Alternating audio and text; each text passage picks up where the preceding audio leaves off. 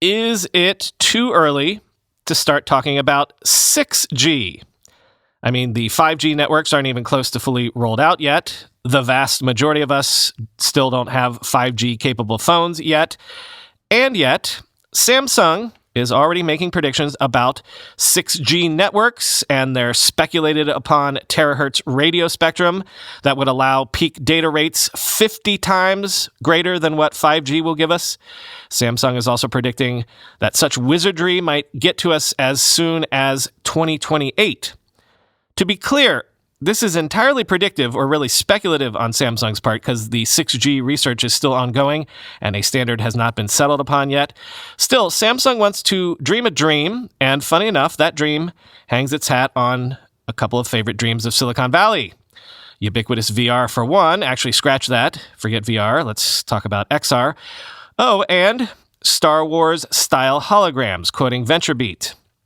Given that the 5G standard already enabled massive boosts in data bandwidth and reductions in latency over 4G, the questions of what more 6G could offer and why are key to establishing the need for a new standard.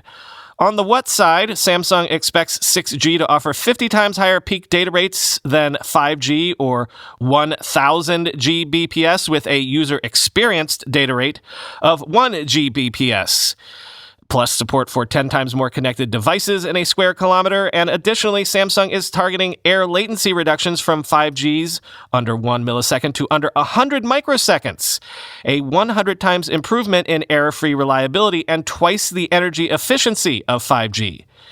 The obvious question is why, and it's here that Samsung is either grasping or visionary, depending on your perspective. Some of 6G's potential applications are clearly iterative, it notes, including faster broadband for mobile devices, ultra-reliable low-latency communications for autonomous vehicles, and factory-scale automation. Better performance of 5G's key applications will appeal to some businesses and consumers, as will support for next-generation computer vision technologies that well exceed human perception. Samsung suggests that while the human eye is limited to a maximum resolution of 1/150th degree and view angle of 200 degrees in azimuth and 130 degrees in zenith, multi-camera machines will process data at resolutions, angles, wavelengths, and speeds that people can't match, eating untold quantities of bandwidth as a result. On the human side, Samsung also suggests that 6G will be needed to enable truly immersive extended reality, as next-generation XR headsets will need around 0.44 Gbps throughput to power human retina-matching 16 million pixel displays. That's more individual bandwidth than what 5G networks can guarantee.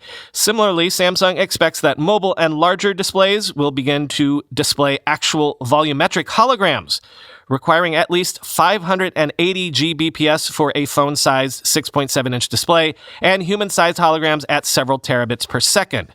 To the extent that holographic displays are a known concept to many people, another key 6G application, digital twins or digital replicas, isn't.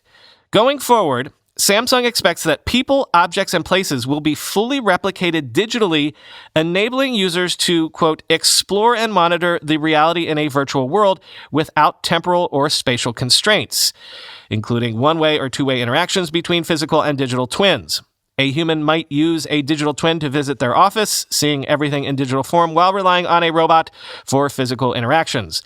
Duplicating a 1 square meter area in real time would require 800 Gbps throughput, again, well beyond 5G's capacity, end quote.